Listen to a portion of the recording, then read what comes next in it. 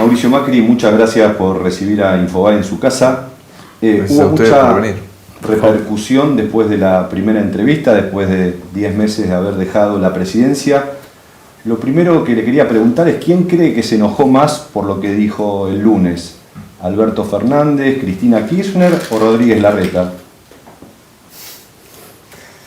Primero, no debería enojarse nadie, porque lo que traté fue de compartir una reflexión sobre lo que estamos viviendo, tratando de contener la angustia que hay hoy en la Argentina, la preocupación de muchos argentinos por su presente, su futuro, y transmitir una visión de qué deberíamos hacer para que esa angustia baje, ¿no? Y creo que la forma es dialogando y expresándose, y la verdad que la intolerancia no es un buen camino, el oficialismo debería tratar de recuperar la calma y emitir un mensaje de más armonía. Bueno, el único que le contestó en público, por lo menos, fue el presidente Alberto Fernández, que dijo que la cuarentena sirvió para evitar una catástrofe y para mejorar el desastre que usted había dejado, ¿no? Sí, me mostraron un poco el video donde él habló y me hizo acordar esa frase que le asignan a Ilia, ¿no? Que una nación está en peligro cuando el presidente habla todos los días. Y la verdad que no voy a escalar en las respuestas con el presidente, estoy tranquilo con lo que dije, con lo que digo. Lo más importante, de vuelta, pensando en esa clase media que está tan sufrida, tan preocupada, angustiada por su empleo, su futuro, su salud, lo que necesita es escuchar un mensaje de armonía, un mensaje sensato, de calma. ¿Dónde se rompió con Alberto Fernández? ¿Por qué esa tensión cuando usted habla de él y él habla de usted? ¿Dónde se rompió? ¿En qué momento? No sé, ¿qué significa que se rompió? Y significa que yo voy por la vida tratando de transmitir lo que siento, lo que veo, siendo lo más preciso posible con el valor de la palabra. Tal vez pequé, según ustedes, por hablar poco como presidente. Así que no tengo nada por lo cual velar más allá de eso. Esa es mi tarea. Y desde ya, Juntos por el Cambio, como se lo dije el 28 de octubre, ¿no? El día después de la elección que le había ganado, que me vino a visitar en La Rosada, yo le dije, cuando quieras, a la hora que quieras, Juntos por el Cambio se sienta a negociar todas las cosas que se puedan negociar, pero con la Constitución sobre la mesa. Lo que pasa es que cuando usted dice que en realidad no gobierna el presidente, sino la vicepresidente, me parece que en ese contexto a un presidente no le cae bien que un expresidente diga que en realidad gobierna la vicepresidente. ¿Qué quiere que haga si eso es lo que pasa? No puedo decir algo que no sienta que es verdad. O sea, yo digo lo que pienso que es verdad y lo que piensa la enorme mayoría de los argentinos. ¿O ustedes no piensan eso? Ahora, el presidente dijo esta semana, después de su entrevista, que usted le había dicho, a raíz del tema de la cuarentena y del coronavirus, que se mueran los que se tengan que morir. Dice que él no miente y que quizá usted tiene un grado de amnesia importante, digo. O uno de los dos miente, digo, o un problema en esa comunicación. Usted no le dijo eso. ¿Cuántas veces voy a repetir lo mismo? Yo estoy tranquilo con lo que dije, Mariano, muy tranquilo. Y lo que ratifico hoy, que la cuarentena es una herramienta muy dañina y que había que usarla con mucho equilibrio, con mucho cuidado. No se puede hacer una cuarentena europea en una economía latinoamericana lastimada. Tenía que haber sido algo que combine la prevención sanitaria por el coronavirus, pero también que combine la seguridad física, psicológica, laboral de los argentinos, que es lo que hoy está en estado de alerta, tiene a todo el mundo realmente preocupado porque hemos caído más del doble de lo que cayó Chile, que a nuestro presidente le gustó compararse con Chile hace algunos meses en forma desafortunada. Bueno, esto es lo que ha pasado y tiene que ver con tener mucho cuidado y aparte entender la importancia de la libertad, que ahí es donde radica el problema de fondo, ¿no? Cuando uno no le da valor a la libertad, no le da valor a que uno es presidente, pero tiene que controlar de no hacer ningún tipo de abuso de poder y empoderar al ciudadano para que el ciudadano sepa frente a la dificultad, que tienen que cooperar y no avasallar los derechos y las libertades. Acá hemos visto ya muchos casos de situaciones en las cuales se ha afectado severamente la libertad de los argentinos. Usted cuando llegó a París, de hecho, dijo, acá se vive con libertad, y en París acaban de implantar el toque de queda, el estado de emergencia, ¿no? Es decir, la situación también ha cambiado en Francia, por ejemplo, y en otros países de Europa. ¿Sigue pensando lo mismo? Ningún país del mundo ha hecho esta cuarentena tan larga como nosotros. Ninguno. Ahora, en el contexto que lo está planteando, en realidad hay implícita una crítica de el sentido de que Alberto Fernández apuesta a la cuarentena porque no tiene un programa económico y entonces la cuarentena le sirve como paraguas ante la imposibilidad de resolver la crisis. Son dos cosas distintas. ¿Cómo sería? No tiene programa económico. La Argentina hoy no tiene rumbo. Pero además, sanitariamente se manejó mal. Se manejó mal. Lamentablemente, los números dicen que no nos va bien tampoco en lo sanitario. Y en el medio generamos un miedo en la población tan grande que la gente abandonó sus tratamientos y ha puesto en peligro su vida los que tienen problemas cardiológicos, oncológicos, diabéticos. Hemos sacado a los chicos del colegio durante un periodo larguísimo, afectando no solo su formación y su estado psicológico, sino también su sistema inmunológico, porque se ha debilitado para estar encerrados. Vamos a tener muchos más problemas el año que viene con los chicos de los que teníamos. Y después hemos generado un nivel de destrucción de empleo tremendo, tremendo. Y yo digo, yo tuve la suerte que justo leí un libro, se lo recomendé a cada uno que pude hablar durante la cuarentena. Factfulness, de Hans Rosling, un sueco que debe ser el padre intelectual del sueco que condujo la pandemia de una manera totalmente distinta en Suecia a lo que hicimos acá, ¿no? Suecia muy parecido a Uruguay, como hizo las cosas. Y él decía que entre las 5 cosas que le preocupaban a futuro, increíble, porque él está muerto, lo escribió hace 3 o 4 años, le preocupaba el terrorismo, cambio climático, y el tercero decía la próxima pandemia, que dijo va a ser una gripe, casi con seguridad, y como tal va a ser contagiosa. Pero el mundo tiene que saber que hoy tiene un sistema de salud capaz de administrar una pandemia y no tiene que caer en decisiones basadas en la urgencia ni en el miedo, porque ahí va a cometer muchos errores. Tiene que esperar a tener información antes de actuar. Y el mundo hizo todo al revés. Y la Argentina lideró el mundo en el mal sentido, porque cada vez que intentamos hacer un récord de este tipo, de la más larga, la más ancha, la más chica o la más grande, quedamos mal. O sea, nos fuimos a la cuarentena más larga y obviamente eso ha sido muy dañino, como ahora la OMS también dice. La OMS dice, cuidado, la OMS lo acaba de decir, tardíamente. 9 meses después. Exacto, tardíamente dice, cuidado con las cuarentenas. Ahora, no. Pero era sentido común, ¿no? Era obvio que uno sabía todo lo que destruye una cuarentena y no tenía certidumbre de lo que te alivia la cuarentena. Acá lo importante era que había que estar alertas, transmitir el tema de la distancia social, las prevenciones de cada individuo y preparar el sistema de salud. Eso es lo que había que hacer. Después no había que extenderse en el tiempo de una cuarentena que iba destruyendo situaciones donde yo me hice el estudio de colonoscopía. Sí. Se hacían 125 estudios por día. Cuando yo fui a hacérmelo, se estaban haciendo 14.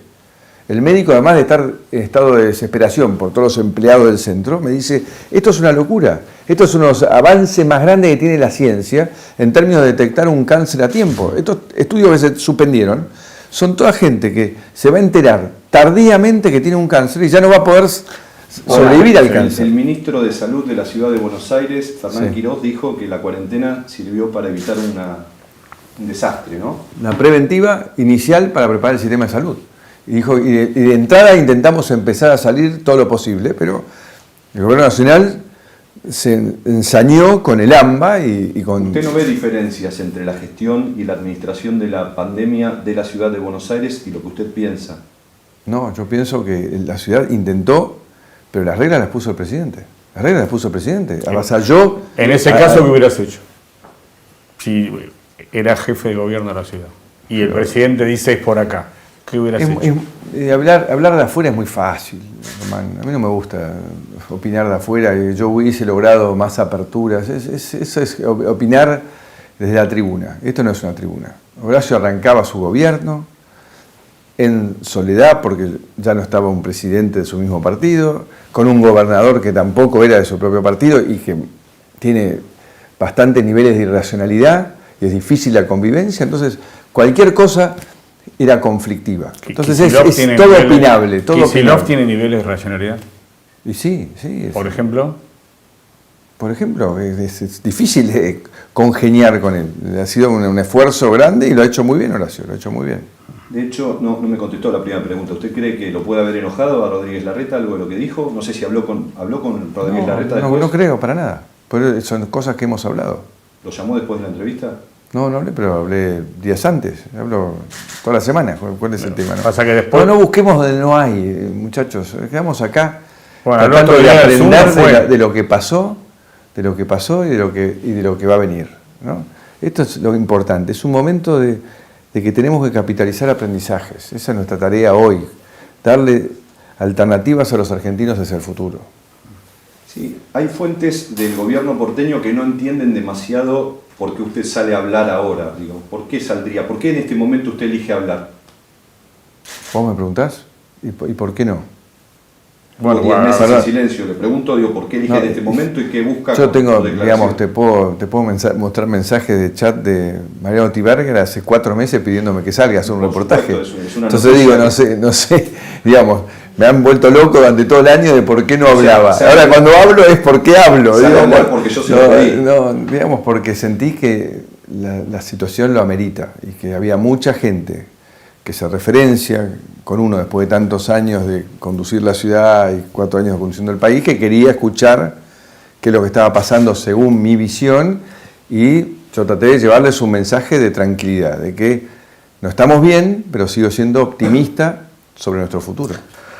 En la actual situación económica y social, ¿cómo debería pararse la oposición frente al gobierno? ¿Como está ahora o abrir un nuevo canal de diálogo para encontrar un programa común? ¿Qué debería hacer la oposición? Yo digo que la Argentina hoy tiene una oposición que ha sido muy equilibrada, muy respetuosa. Los presidentes de bloque han intentado congeniar a pesar de los sucesivos atropellos, utilizando la pandemia, la cuarentena, con el funcionamiento virtual. Y seguimos en esa misma actitud. El tema es que tenemos un problema grave porque simultáneamente con la cuarentena eterna y danina hemos tenido un avasallamiento de las instituciones muy grande, ¿no? Y la persecución de jueces, del procurador, de la corte, suelta de presos, fomento de tomas, todas cosas que claramente rayan con la posibilidad de poder dialogar alrededor de algo sensato. Esto es lo que todos queremos. Nosotros, la verdad que Juntos por el Cambio, mañana quiere sentarse a acordar. Hemos hablado entre todos nosotros innumerable cantidad de veces, se ha intentado de todas las maneras. El primero que lo intentó ha sido Horacio, y el primero que recibió una cachetada con ese DNU inconstitucional sacándole los recursos. Así que la verdad ahora, en ese marco, si usted plantea, estamos en una complejísima situación económica y social, y en Olivos o en la Casa Rosada nos da una señal de encontrar una mesa de diálogo. ¿Usted llama a Olivos, pide una reunión con el presidente o no? ¿Vos te parece que corresponde? No entiendo. Usted es un expresidente, líder de la coalición de la oposición. ¿Por qué no correspondería? ¿Por qué no? Porque ya está puesta sobre la mesa. Esa propuesta la hice el 28 de octubre. Extremo el ejemplo. 28 de octubre. El 28 de octubre, el 28 de octubre, Román, del año pasado. Sí, yo le dije que estaba a su disposición. Pasaron muchas cosas. Estaba a su disposición. Está bien, pero... Y jamás llamó. Y jamás lo intentó. Pero ahora es mediados de octubre. Y le mandamos un documento. ¿Le mandamos un documento o no te acordás del documento? Con los 4 puntos le dijimos, estamos para discutir sobre estas bases. Sí, y él dijo, a mí no me interesa este documento. Eso fue hace 3 meses. Hace un año. Yo lo que planteo es lo siguiente. Usted a la mañana, un día cualquiera de octubre, dice, la verdad esto está gravísimo, creo que tengo que hacer un gesto político. ¿Llama a Olivos o no llama? Y no te entiendo, Román. ¿Cómo? La pregunta la pregunta es facilísima. Hemos hecho no sé cuántos intentos, Román. O sea, no entiendo. O sea, no entiendo. Lo pongo ¿Vos pensás que él perdió mi teléfono. ¿Vos pensás que perdió mi teléfono? No, o sea que sería... Pensé que perdió el teléfono de Horacio Rodríguez Larreta, de Cornejo. Lo voy a poner así. Lo voy a poner ¿No así. llamó Alberto Fernández cuando se hizo el estudio? No, mandó un WhatsApp. ¿Le mandó un mensaje? No lo recuerdo. Perdón. Lo he perdido. Información que circuló Lo he que usted perdido. había recibido un mensaje y que no le había respondido. Recibí muchos, tal vez se me traspapeló. Recibí muchos. Por suerte, mucha gente que se preocupó y le quiero agradecer a todos. Me mandaron cientos. Él dice que le mandó un mensaje y usted no le contestó. Bueno, voy a mirar. La presidente. verdad que no me fijé. Bueno, supongamos que entonces usted no llama y él lo llama. ¿Usted va? Con la Constitución sobre la mesa, vamos las veces que quieran. Pero tiene que haber un cambio copernicano en el gobierno. No podemos ir a sentarnos a hablar solamente de economía o de una cuarentena, a la misma vez que vamos teniendo todo tipo de problemas en el centro y en la conquista más grande que tuvimos en los 4 años de nuestro gobierno, que es una institucionalidad consolidada, cada vez más fortalecida, una libertad de prensa absoluta, o sea, todas estas libertades son el centro esencial de nuestro compromiso político como Juntos por el Cambio.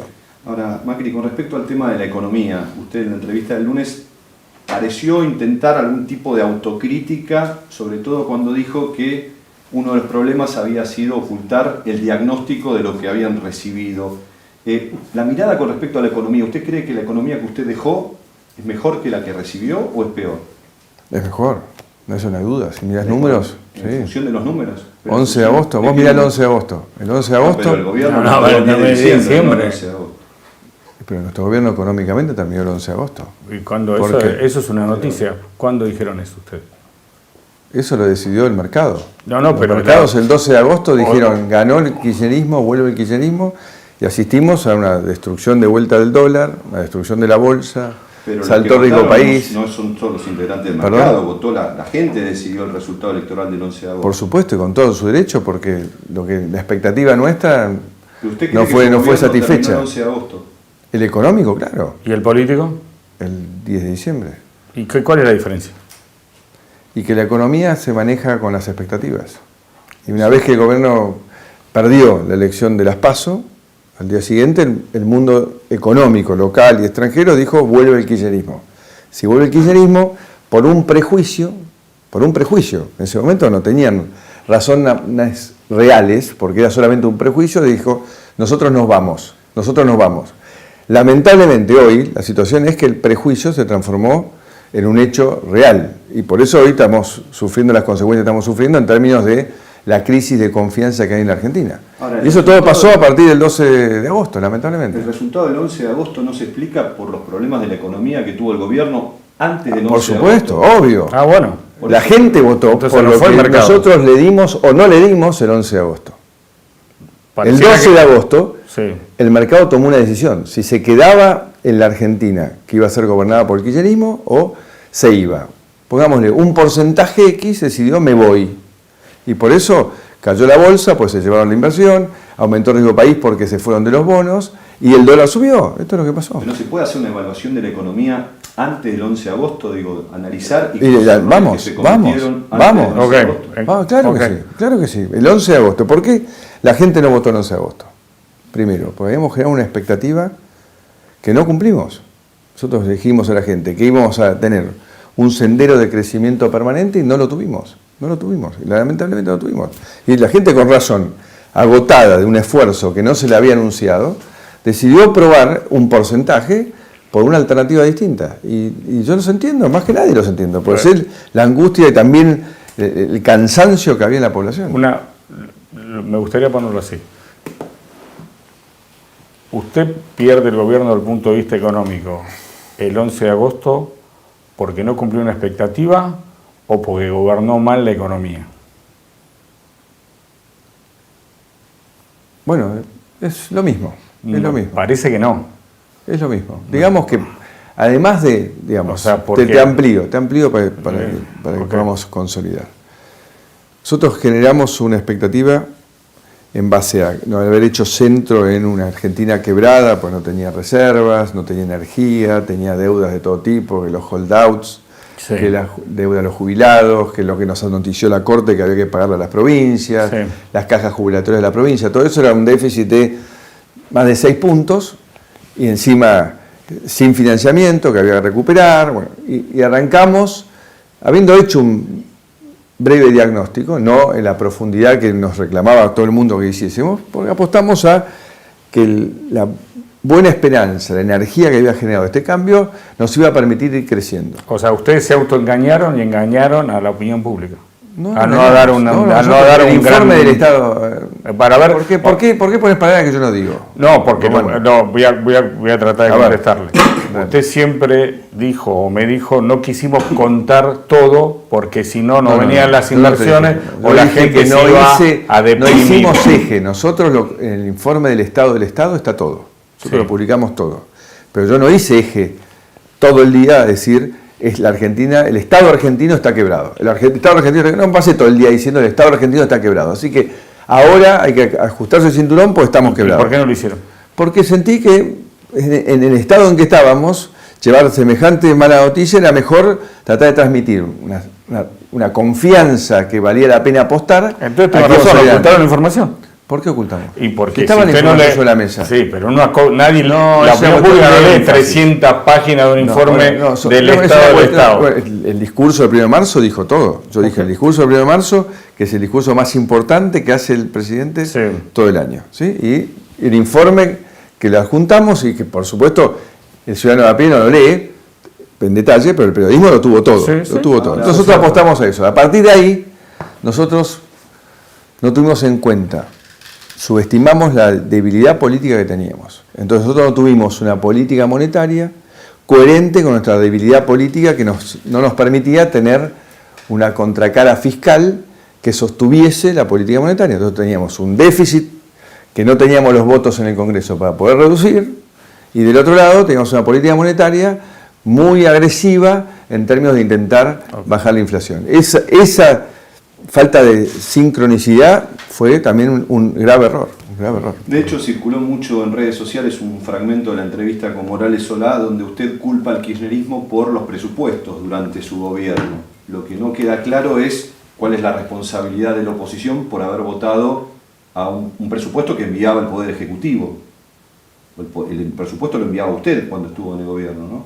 Pero yo mandaba A y venía votado A-4 o B o C, según la relación de fuerzas, o no sabemos cómo funciona. Uno va y envía el presupuesto que quiere. Y después tiene que empezar a negociar con los gobernadores, con los Usted dice diputados. que el kirchnerismo le cambiaba el presupuesto que usted mandaba. Y era lo que salía. Pero ellos tenían mayoría.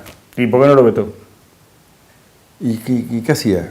Y ¿Y qué cambiaba eso? ¿Y qué cambiaba eso? Yo tenía que, no podía tachar gastos aunque lo vetase. Sí. No se podía. Había que gobernar, señores. O sea, hay que entender. O sea, fue un proceso con un gobierno que por primera vez en la historia estuvo en minoría en ambas cámaras. En ambas cámaras. Hicimos lo que pudimos con la relación de fuerzas que teníamos.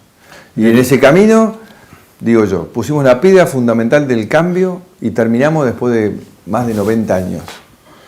Lejos de lo que la expectativa hemos llegado, porque ese 11 de agosto, que estábamos mejor que el 2015, pero ¿qué significaba eso? Haber tenido, que hubiese soñado con tener ese punto de partida, un casi equilibrio fiscal, reservas en el Banco Central, exportando todos los días un poco más, leve crecimiento, baja en la inflación, pero era el punto de partida, lejos del punto de llegada que queríamos. Y eso fue lo que pudimos lograr en ese periodo. Viendo hacia Y por eso perdimos, porque logramos poco. O sea, no es que ganamos, no ganamos la elección, la perdimos. Así que la gente decidió que era poco y yo la entiendo. Viendo hacia atrás, si hoy fuera el día en que se anuncia el acuerdo con el fondo, ¿hubiera dispuesto de la plata del fondo de la misma manera que hizo cuando estuvo en el poder?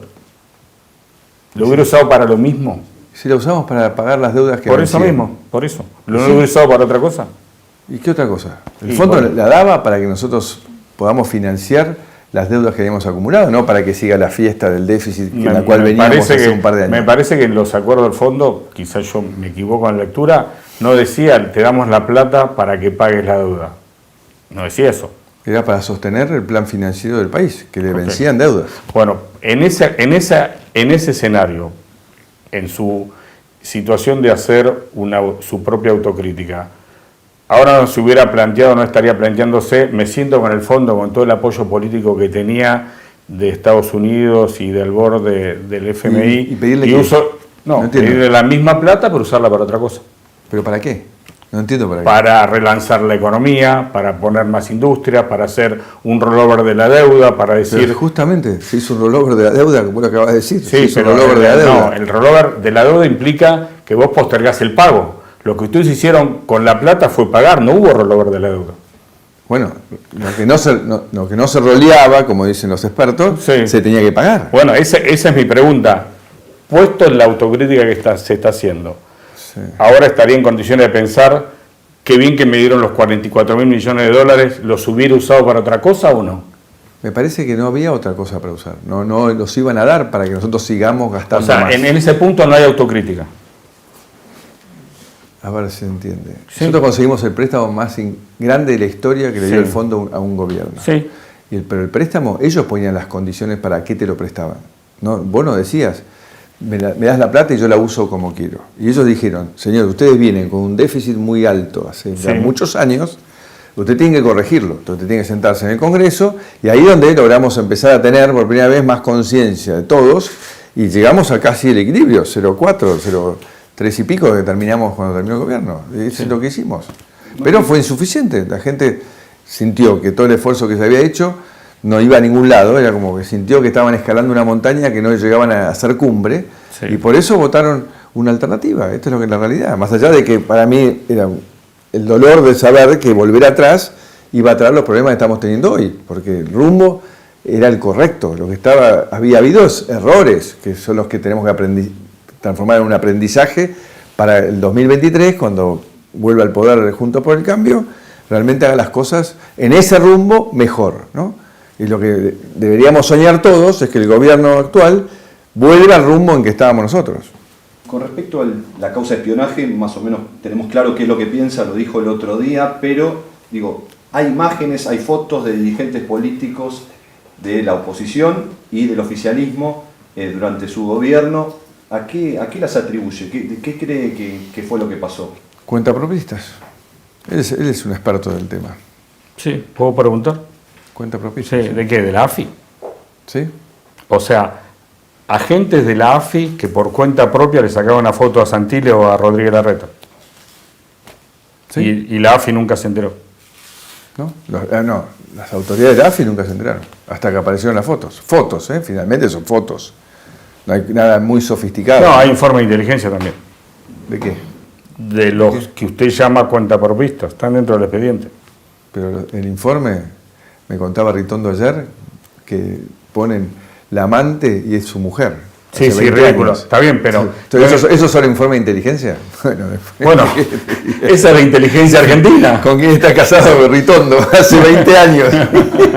Qué bueno, la verdad que... Ahora, ¿le Mamita. preocupa el frente judicial, su frente judicial? Me preocupa y me ocupo. Sí, es claramente ha sido una persecución desde el día 1. Y tanto en el plano familiar con el correo, como en estas causas que han creado artificialmente en distritos donde no sucedieron, porque si los agentes del AFI son de Capital, las supuestas víctimas y los supuestos hechos sucedieron en Capital, ¿por qué estamos en Loma de Zamora? Lo mismo en Dolores, ningún hecho sucedió en los 14 municipios. Son cosas que, de vuelta, marcan la clara intencionalidad política. ¿Tiene miedo de ir preso, por ejemplo? No, porque no he hecho nada incorrecto, pero tengo que estar atento a ir controlando que estos atropellos que terminan en allanamientos, en ventilar mis datos personales, la verdad son todas cosas bastante violentas, pero bueno.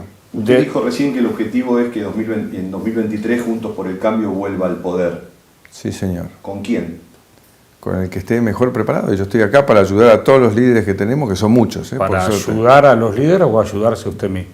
No, los líderes que están trabajando. Usted se... Hoy mi prioridad, señores, es la misma que he dicho y la voy a reiterar. Por eso también volví a hablar, para que los argentinos sepan que no los dejé solos, como les prometí, que siempre he trabajado en el silencio estos meses para fortalecer Juntos por el Cambio, que es mi prioridad, es donde me siento que puedo ser más útil para trabajar por esa persona que espera superarse, mejorar, porque quiere progresar, por esos jóvenes que ahora dicen que se quieren ir, que a mí me duele el alma, que no se tienen que ir porque la Argentina va rumbo a que este sea el último gobierno populista de su historia. Y claro que les ha tocado arrancar en un momento muy complejo y lo está haciendo muy bien. Pero lo pone en un grupo de otros dirigentes, digo, no, usted no lo elige a Horacio Rodríguez Larreta, así como fue. Yo no tengo por qué elegir. Bueno, no tengo por qué elegir. Como sucesor en la ciudad de Buenos Aires, claramente. Sí, sí. Y usted no lo elige apoyé como sucesor en la carrera presidencial, todavía por lo menos. Yo lo apoyo, él ya ha manifestado su vocación y yo estoy contento con que él que tenga esa vocación, la tiene desde que tenía 5 años.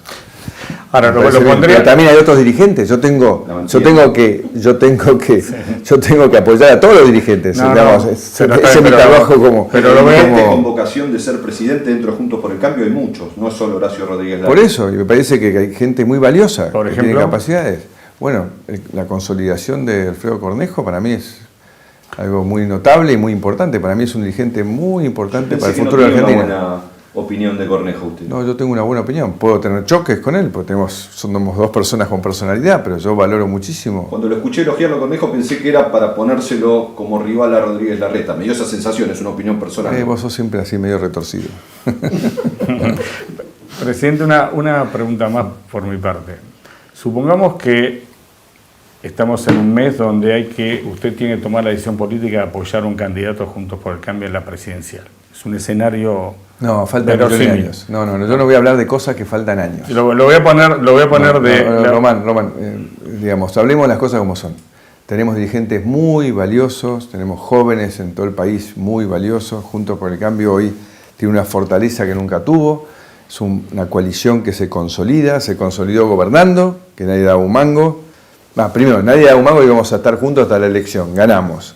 Nos consolidamos aún en las malas gobernando, nos consolidamos perdiendo y en la oposición, y a pesar de los intentos del kirchnerismo no hay fisuras, estamos unidos y hay una visión de responsabilidad y de prepararse.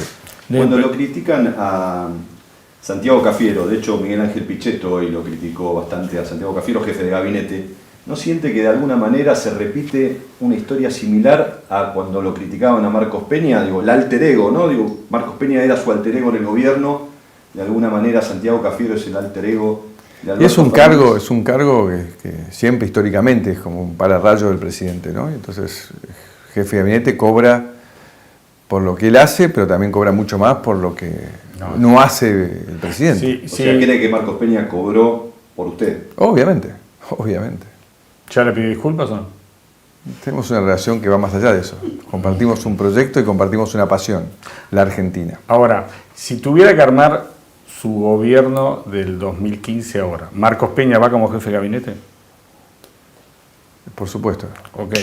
¿Rogelio Frigerio como ministro del Interior? Pero ese ejercicio ¿Por qué no me va. Por eso ejercicios que no consumen en nada. ¿A qué aportan? ¿Qué aportan al futuro? ¿Qué aportan al futuro? Porque esos dirigentes también están construyendo... Yo estoy orgulloso del equipo que armé. Fuimos un equipo de gente muy valiosa. Bueno, muy valiosa. Lo cuestionó... Y cada uno hizo lo mejor que pudo.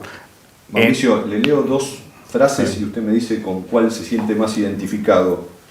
Con Durán Barba cuando dice que Cristina Kirchner es la dirigente más brillante de la historia argentina, o con Emilio Monzó cuando dice que Cristina y Macri tienen que dar un paso al costado y tienen que ser una etapa terminada.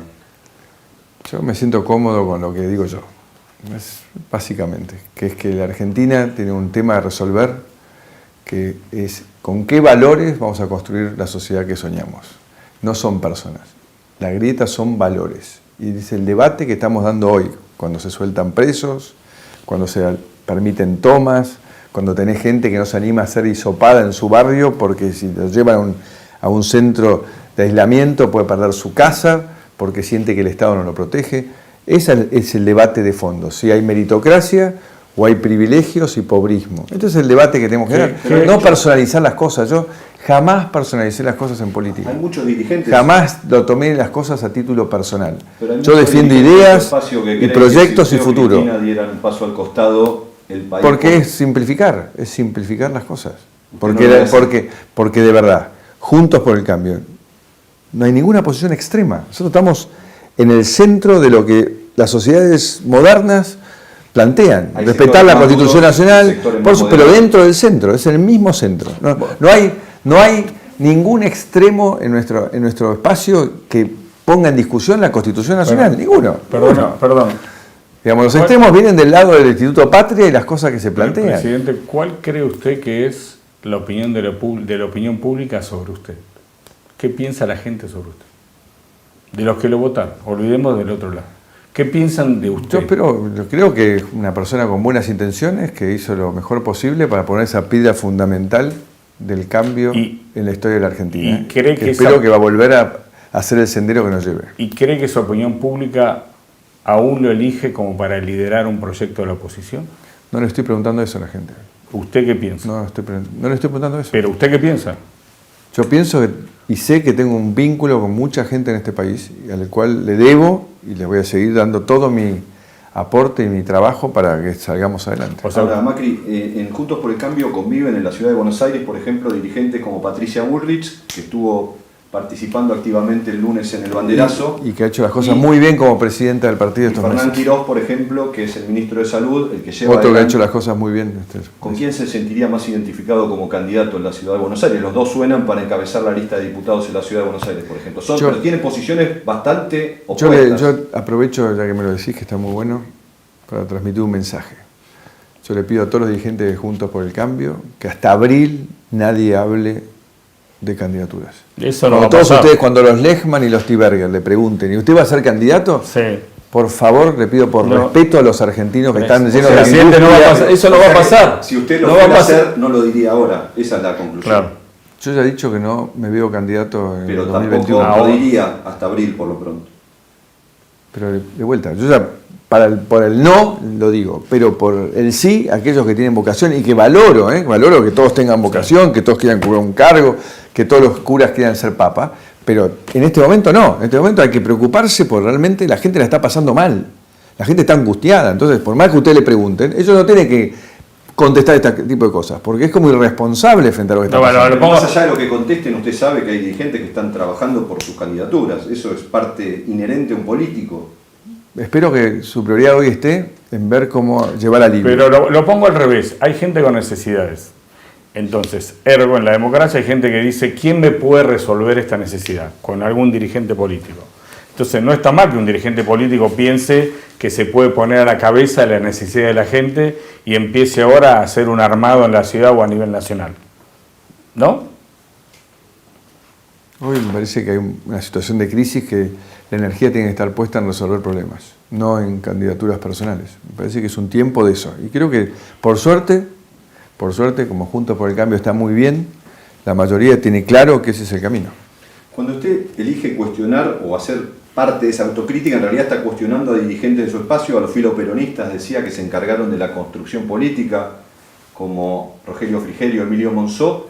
¿No le da la sensación que eso genera un ruido a la hora de la construcción de un espacio amplio para disputar el poder en 2023? Yo solamente dije, y lo reitero, algo que tiene que ver con un legado, con transmitir un aprendizaje, que espero que Juntos por el Cambio en el 23 no repita, que es que un presidente en una Argentina que le ha costado alcanzar consenso sobre cosas básicas que ya en Paraguay no se discuten, en Uruguay no se discuten, en Chile no se discuten, tiene que poner la mayor parte de su tiempo a lograr eso y no a la agenda de la gestión diaria o de la política exterior o del cuidado de la seguridad, como hice yo. Eso es lo que yo dije en mi experiencia. Y además, aprovecho, que si yo designé a alguien y ese hizo las cosas bien o hizo las cosas mal, es mi responsabilidad. Y generalmente, como presidente, yo soy responsable. Te diría que 100% de ambas cosas, pero 200% de los desaciertos. Entonces, esta es la historia y yo me hago cargo. Entonces, no, acá no fue para pasar una factura, porque, insisto, era muy difícil que, aunque yo me hubiese dedicado, el resultado hubiese sido distinto. Por cómo están las cosas, porque el peronismo está secuestrado por Cristina Fernández de Kirchner, con lo cual abandonó el camino de la racionalidad y la sensatez hace más de 10 años, con lo cual es muy difícil acordar cosas de fondo. Pero ahí es donde se ve una diferencia grande con Rodríguez Larreta, que, como usted decía, sueña con ser presidente desde los 5 años, trabaja para ser presidente y la construcción política que viene llevando adelante es muy distinta a la suya, ¿no? Bueno, ¿Usted ve esa diferencia? primero, no sé si tanta diferencia, pero finalmente somos dos personas distintas.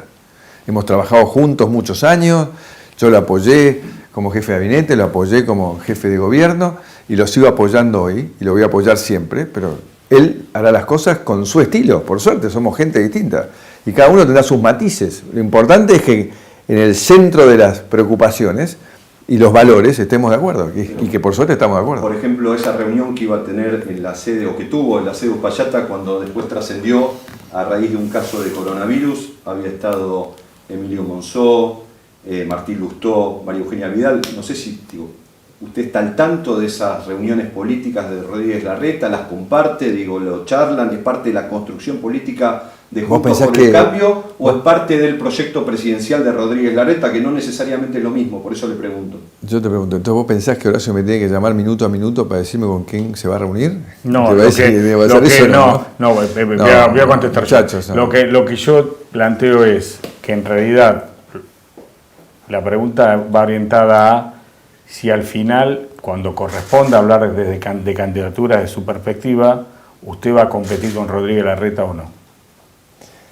De vuelta, ¿por qué querés hablar de algo que no está en la agenda hoy? No entiendo. ¿Cuál es el objetivo? El objetivo es contarle que está viendo este video o va a leer la nota en Infobae, sí, si usted sigue teniendo aspiraciones políticas para volver al poder en el 2023 o no. Ese es el objetivo. Hoy ya te he dicho cuál es mi foco y en donde estoy puesto y no siento ninguna otra vocación ahora en el 2020. No tengo ninguna obligación de plantearme algo que hoy no lo estoy pensando. Okay. No entiendo. Ahí está, quedó dilucidado. Más de una vez en esta entrevista, en la entrevista anterior, habló de trabajar en contra del pobrismo, ¿no? ¿A qué se refiere, teniendo en cuenta el tema de la pobreza fue un tema central en su campaña presidencial, el tema pobreza cero, el hecho de que lo juzguen por el número de pobres que dejara al terminar el gobierno, que terminó siendo mayor al que había cuando usted llegó a la Casa Rosada, pensando en el final de gobierno el 10 de diciembre, no el 11 de agosto. Ah, bueno, similar, el 11 de agosto similar. Tomamos como referencia el 10 de diciembre como fin de gobierno. Bueno. ¿A qué se refiere con el pobrismo? Como una cultura para generar, como una intención desde el gobierno para generar más pobres. En el caso de este gobierno sería intencional y en el suyo habría sido accidental. ¿Eso es? Para mí el pobrismo tiene que ver con no preocuparse de verdad por generar las condiciones para que el pobre resuelva su situación y deje de estar dependiendo de un plan y que realmente adquiera las herramientas para salir adelante. Bueno, lo vemos, ¿no? Porque nosotros, en términos de reducir la pobreza, terminamos en una situación similar a la que habíamos recibido, con lo cual es realmente algo muy insatisfactorio. Pero en lo estructural trabajamos mucho y ahí tuvimos éxito, ¿no? 1,5 millones de personas alcanzaron a tener cloacas, 1 millón casi de agua potable, el Estado en tu barrio resolvió temas de documentos, el tema de asistencia médica, el tema de realmente tener apoyo de todo tipo. Lo mismo sucedió con la capacitación, que ahí marca una diferencia. Llegamos, había cientos de miles de personas con planes. Ninguno estaba recibiendo capacitación laboral para tener una salida laboral en algún momento. Nosotros con Carolina Stanley logramos que el 90% de la gente que adquirió un plan tuvo acceso a una capacitación. Eso es tener un compromiso con erradicar la pobreza. Lo otro es sostener la pobreza en el tiempo. Eso es lo que llamamos pobrismo. ¿Y ¿no? por qué cree que lo hace el peronismo? El kirchnerismo. ¿El kirchnerismo? ¿O el kirchnerismo?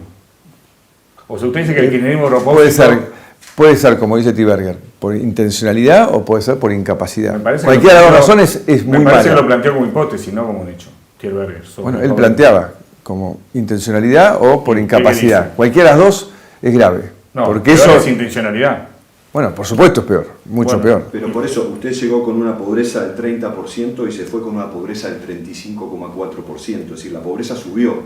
32,3 midimos nosotros, sin tener en cuenta el cepo y el atraso de las tarifas. Si se hubiese hecho con eso incluido, daba unos puntos más arriba, con lo cual estamos... ¿O por intencionalidad en ese caso?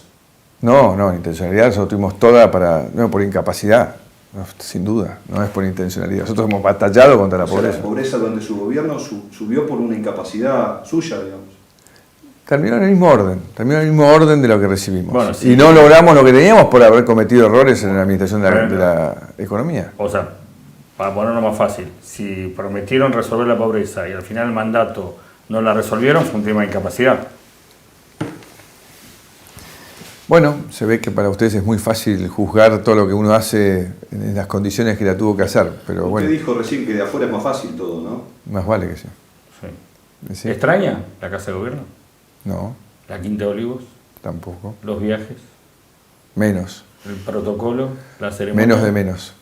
¿Y cree que en algún momento va a empezar a extrañar y eso va a implicar un cambio de actitud respecto a qué hacer en el 2023? Te llamo y te cuento cuando me pase. Muchas gracias. Pero por ahora no. Okay. Ahora, yo le hago la última. Gracias. ¿Por qué cree que el tema, desde hace muchos años los argentinos venimos escuchando que los políticos nos dicen que es necesario recuperar la confianza, ¿no? La palabra confianza creo que usted la habrá usado miles de veces. Porque creo que es fundamental. Este gobierno también la usa. Hoy hubo mucho movimiento con el tema del dólar, los mercados. Es decir, es un tema que no está resuelto, ¿no? El tema inflación, desocupación. Digo, más allá de la pandemia y los efectos que pueda tener la pandemia, es un tema con el cual los argentinos vivimos y estamos acostumbrados a vivir en los últimos años.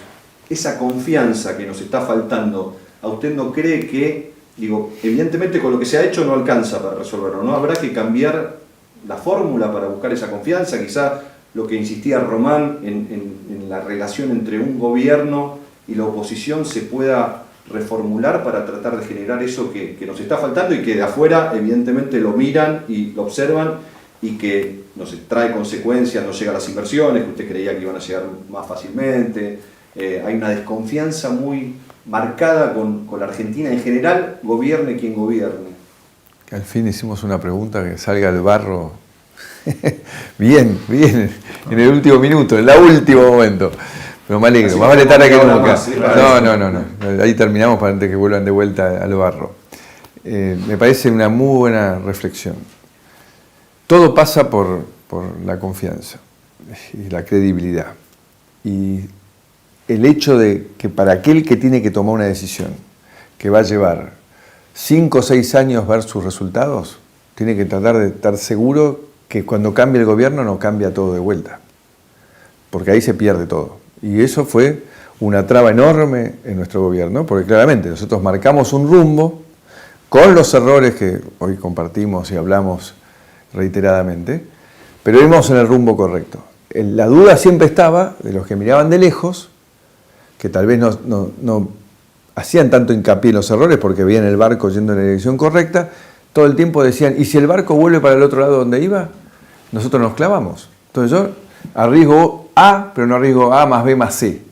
Y de vuelta, lamentablemente, lo que le pasó al que mira de lejos es que el barco giró de vuelta hacia la dirección equivocada. Por eso estamos así ahora. Por eso estamos así. Exactamente, ahora, porque cambió el rumbo. Porque cambió el rumbo.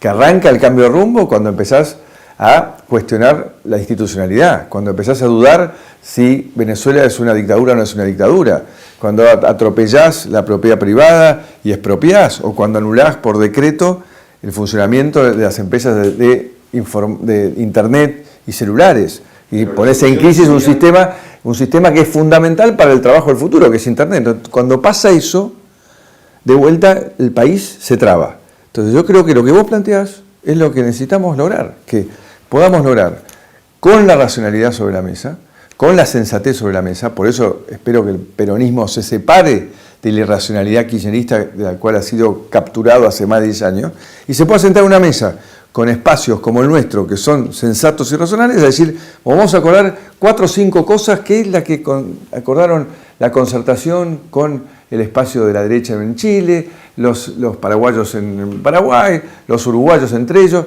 4 o 5 cosas que no se discuten y que va a haber estabilidad. La alternancia política es parte de la democracia, si no la solución serían mandatos presidenciales de 10 años. Pero no me estás escuchando, justamente.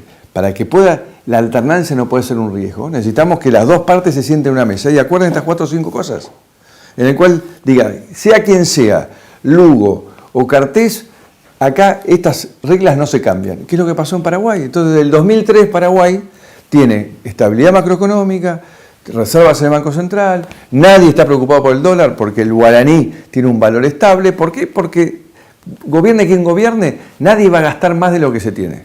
Van a gastar el presupuesto ese y nadie va a aumentar los impuestos de manera irracional. Va a tener impuestos razonables y un gasto razonable. Eso te da moneda. Y con moneda hay partido. Sin moneda no se puede jugar. Pero perdóname, una última pregunta. ¿Quién es el líder del peronismo por afuera del kirchnerismo que se puede sentar con ustedes a acordar estos 4 o 5 puntos? Porque yo, mientras usted hacía el comentario, pensaba y no encuentro un líder peronismo que pueda aglutinar. Tiene que aparecer. Pero hay ahora.